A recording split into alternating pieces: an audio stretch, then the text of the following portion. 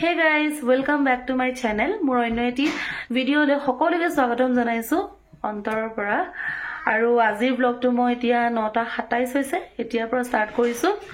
ৰাতিপুৱা শুই উঠি বিছনাপত্ৰ পাৰি মিলি লৈ মানে মাহতে চাহ খালে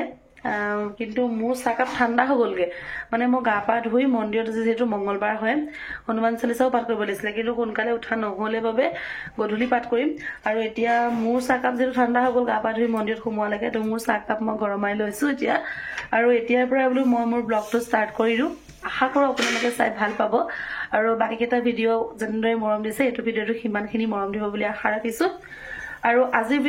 ভিডিওটো মানে মই বহুতখিনি নোট আপোনালোকক দিম বুলি ভাবি থৈছো যে লাল চাহ কাপকে প্ৰথমে খাই লওঁ পলক আৰু এতিয়া বাহিৰত ৰ'দত গুটেখিনি বহি আছো মাহী মা ভন্টি আৰু এপিনা আমাৰ ওচৰৰ বৌ এগৰাকী মানে মিটিকৰ কিবাকিবি কথাই পাতি আছিল আৰু মোৰ ঘৰৰ এই লৰাটোলে চক ভিতৰৰ ভাগটো নি মন্দিৰৰ বাল্টিঙত জুবিয়াই গা ধুৱাইছে আজি 10:30 বজাত কিন্তু পঢ়িবলৈ যাবলৈ পৰাই নাই লৰাটো একচুয়ালি বাহিৰৰ পৰা ভিতৰলৈ যাবলৈ মন কৰা নাই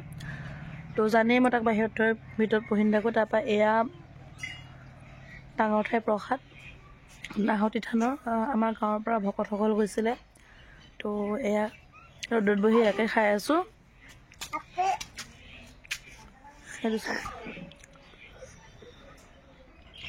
ইয়াৰখন মানে মই পঢ়িবলৈ যাবই পৰা নাই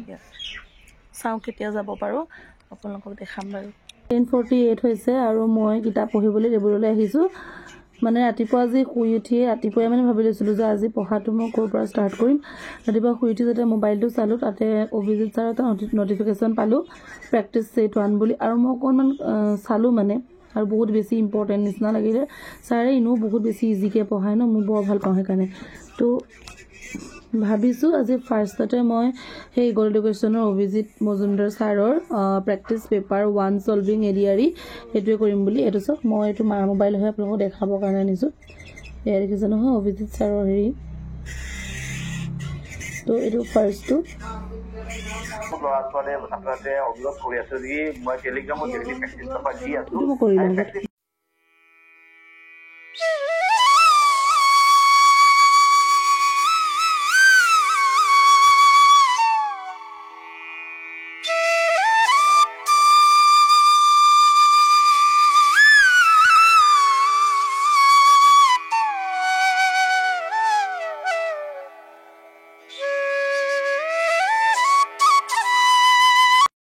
ঘৰলৈ আহিলো আধা অংক কৰিছিলো যে এপিনে মানে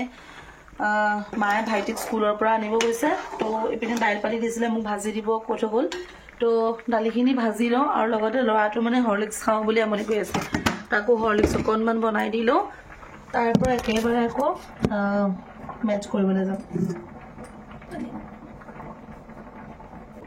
দালি পাতি দিছিলে যদি লৰাটো খাবলৈ আমনি কৰিব ন তো দালিখিনি মায়ে পাতি থৈ গৈছে ভাজি দিলেই হ'ব মানে মই দালিটো ভাজি দিলেই হ'ব বইল কৰি আৰু এপিনে লৰাটোৱে আমনি কৰি আছে হৰলিক্স খাই তাকো অকণমান হৰলিক্স বনাই দিলেও তাৰপাছত আকৌ কণ্টিনিউ কৰিম আৰু এবাৰ অভিজিত ছাৰে এখন 20 টেষ্ট চিৰিজ বুলি এখন কিতাপ মানে লঞ্চ কৰিব মানে আমি দোকানত কিনিবলৈ পাম আৰু তো সোনকালে দিয়ক সেইখন মই মোৰ ভিডিঅ' যোগেদি ছাৰক কৈছোঁ সেইখন যাতে সোনকালে মানে আমি কিনিব পাৰোঁ কাৰণ এনেকুৱা কিতাপ এখন বিচাৰি আছিলোঁ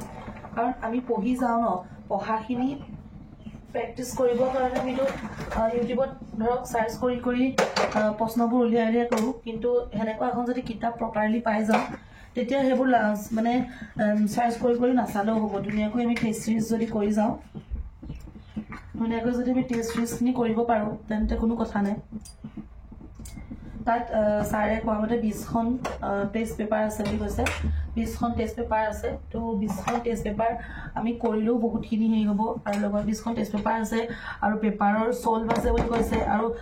সেই সলভখিনি এক্সপ্লেনেশ্যন কৰি থোৱা আছে বুলি কৈছে গতিকে তো এইখিনি এক্সপ্লেনেশ্যনো কৰি থোৱা আছে বুলি কৈছে তো বহুত ভাল হ'ব সেনেকৈ হ'লে মানে মই কি হয় মই ইউটিউবত চাৰ্চ কৰোঁ আকৌ প্ৰেক্টিছৰ কাৰণে কুৱেশ্যন চাৰ্চ কৰি পিনে হেৰি কৰোঁ কুৱেশ্যন চাৰ্চ কৰি বহিত কুৱেশ্যনটো লিখি মেলি মানে সলভ কৰোঁ কিন্তু সেনেকুৱা এখন কিতাপ হ'লে একো প্ৰশ্নটো আমি নিলিখিলেও হয় অকণমান সময়ো ৰেহাই হৈ যায় আৰু লগতে ধুনীয়াকৈ আমি এটা কুৱেশ্যন অকল অংক বুলিয়ে নহয় প্ৰতিটো ছাবজেক্টৰে আছে বুলি কৈছে তো চাই যাতে সোনকালে মানে সোনকালে যাতে আমি বজাৰত কিনিবলৈ পাওঁ আৰু ফেন লগাই দিছোঁ ঘৰ মুচিলোঁ আমাৰ বৰমাহঁত অহা কথা আছে তো ৰুমবিলাক মানে কি হয় কুকুৰ ভিতৰত ঘূৰি মেলি ফুৰে ন আৰু লগতে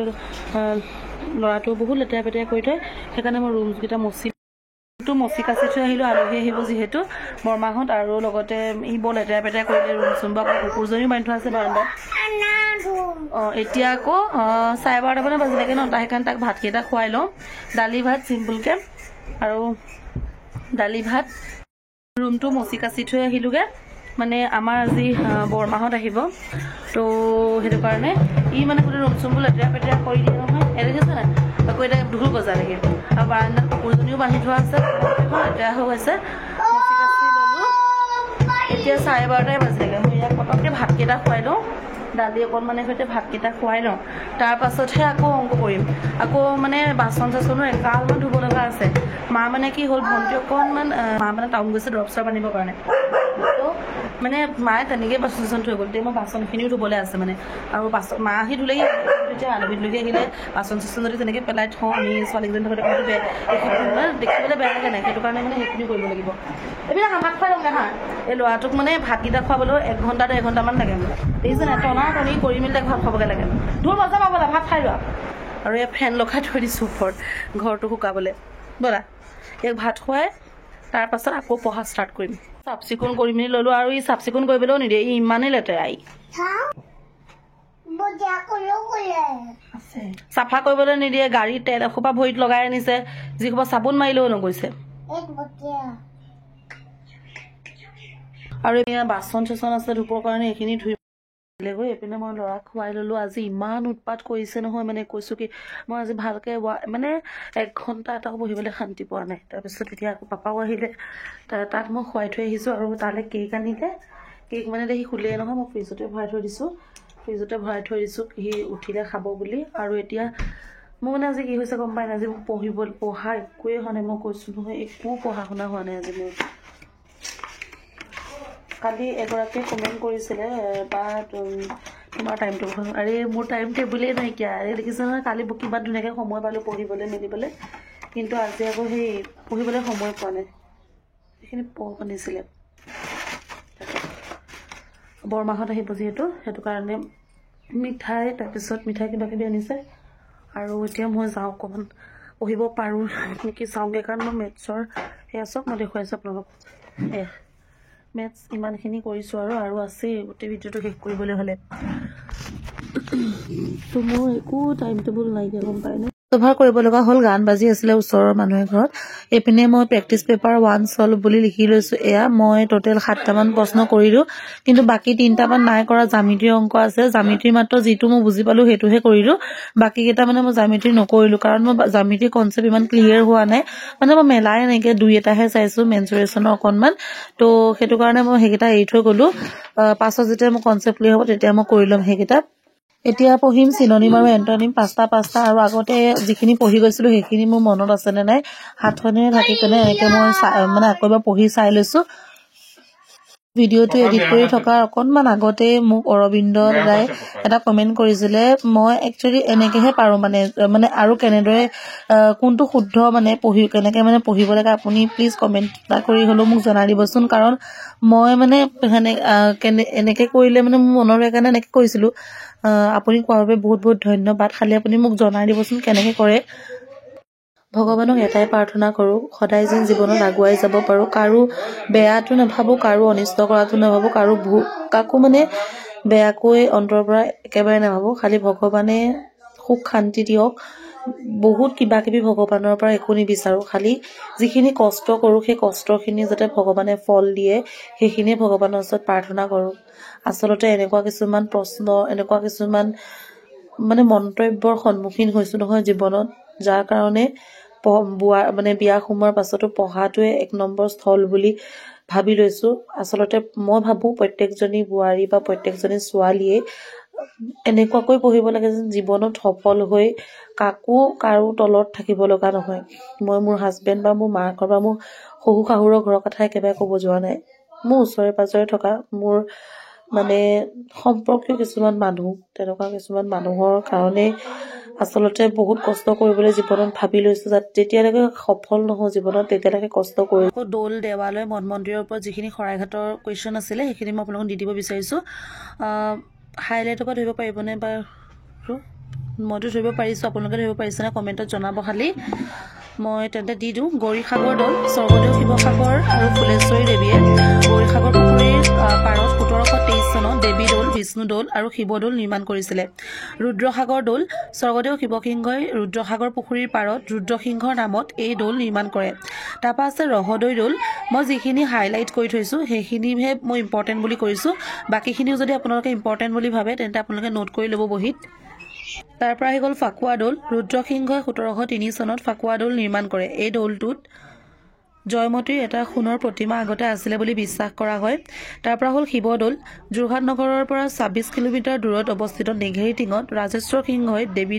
শিৱদৌল নিৰ্মাণ কৰিছিলে নাগশংকৰ দৌল 1480 চনত স্বৰ্গদেউ সুচেনফাই তেজপুৰৰ নাগশংকৰ মৌজাত এই দৌল নিৰ্মাণ কৰাইছিলে এই দৌল প্ৰাক ঐতিহাসিক যুগত নিৰ্মিত বুলিও একাংশ ক'ব খোজে গৰখীয়া দৌল যোৰহাট নগৰৰ উত্তৰে 5 কিলোমিটাৰ নীলগড় বালিগাঁৱত থকা এখন প্ৰাচীন দেৱালয় এই গৰখীয়া দৌলত থকা শিৱ মন্দিৰত শিৱৰাত্ৰিৰ দিনা ভক্তৰ সমাগম হয় জয়দৌল শিৱসাগৰ চহৰৰ জয়সাগৰ পুখুৰীৰ পাৰতে এই মন্দিৰটো অৱস্থিত ইয়াৰ আন নাম শ্ৰী কেশৱৰায় বিষ্ণুদৌল আৰু জয়সাগৰ বৰদৌল আহোম স্বৰ্গদেউ ৰুদ্ৰসিংহই 1698 চনত তেওঁৰ মাতৃ জয়মতীৰ স্মৃতিত সজা এই মন্দিৰটোৰ গাত দেৱ দেৱী আৰু মূৰ্তি খোদিত আছে নামটি দৌল শিৱসাগৰৰ পৰা 8 মাইল দক্ষিণে নামটি নামতিত থকা দুটা দৌল আছে মানুহে ইয়াক নামটি দৌল বোলে ঘাই দৌলটো মেৰে 58 হাত আৰু ওখ 31 হাত আৰু ডাঙৰটো শিৱদৌল আৰু সৰুটো বিষ্ণুদৌল শিৱদৌল বৰ ৰজা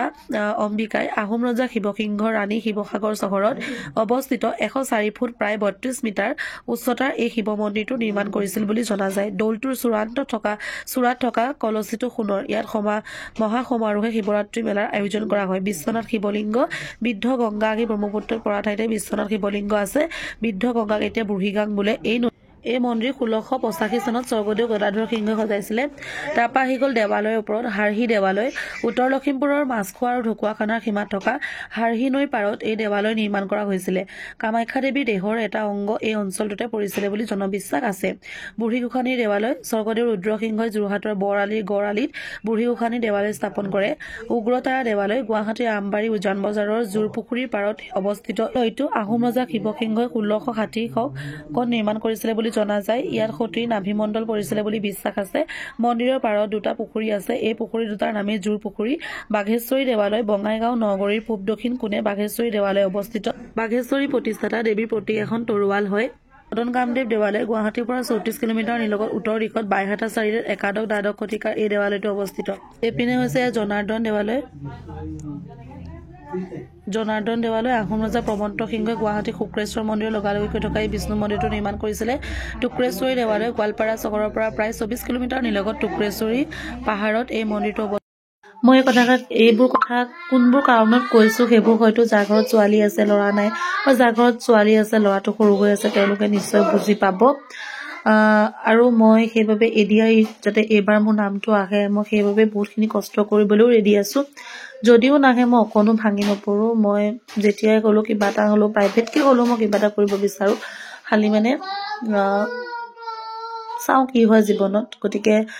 বহুত কিবাকিবি ভাবি নাথাকোঁ আৰু যে এইবাৰ হ'ব বা নহ'ব কষ্ট কৰি যাম কষ্টৰ ফল সদায় মিঠা আৰু কাৰো ওচৰত একো বেয়া কৰি থোৱা নাই খালি বেয়া কৰাখিনিক প্ৰত্যুত্তৰ দিব মন যায় কিন্তু কি কৰিম উপায় নাই এনেকুৱা কিছুমান প্ৰব্লেমত পৰি যাওঁ নহয় সেই প্ৰত্যুত্তৰটো দিবলৈ বহুত বাৰ ভাবিব লাগে আচলতে বাকীখিনি মই যিখিনি গড় আছে আলি আছে তাৰ পৰা তোমাৰ সত্ৰ সাকু নামঘৰ সেইখিনি আছে সেইখিনি মই নেক্সট ভিডিঅ'ত দি দিম কাৰণ একেটা ভিডিঅ'তে দিবলৈ বহুত দিগদাৰ হৈ যায় ভিডিঅ'টো বহুত দীঘল হয় ন দীঘল হ'লে চায়ো বহুত ভাল নালাগে বৰিং লাগে তো সেইটো কাৰণে বাকীখিনি মই কাইলৈ দি দিম আৰু এতিয়া মোৰ জিকে কমপ্লিট হ'ল আৰু লগতে এতিয়া মই ৰিজনিং কৰিম ৰিজনিংখিনি আপোনালোকক দেখাব নোৱাৰোঁ কাৰণ এইটো মোবাইলতে মোৰ ডাউনলোড কৰি থোৱা আছে আৰু পুৰণা মোবাইলটোত নেটৰ প্ৰব্লেম এতিয়া 4:30 মানে বাজিব হ'লগৈ আৰু 10 মিনিট আছে ভাত খোৱা নহ'লেগৈ মানে ল'ৰা ছোৱালীৰ লগত লাগি সি যেতিয়া শুলে মই পঢ়িলোঁ চলোৱাকৈ যোৱা এই মাহীয়ে দিব সোধাকৈ যোৱা দিব আইতাক সোধাকৈ মানে ঘৰত বৰমাহত আহিছে আৰু ধুবুৰীৰ পৰা জেঠাইহঁত আহিছে কালি মানে তিয়কত থাকিলে ধুবুৰীৰ পৰা আহি আৰু আজি আমাৰ ঘৰত আহিছে তো বহুত হুলস্থুল হৈ আছে আৰু এতিয়া আলহী থাকিলে পঢ়া শুনা কৰিবলৈ ইমান এটা ভালো নালাগে কাৰণ ইমান দূৰৰ পৰা ইমান বছৰৰ মূৰত আহে তো সেইকাৰণে মই মোৰ ব্লগটো এইখিনিতে শেষ কৰোঁ আশা কৰোঁ আপোনালোকে চাই ব্লগটো ভাল পালে আৰু নোটখিনি কেনেকুৱা পালে জনাব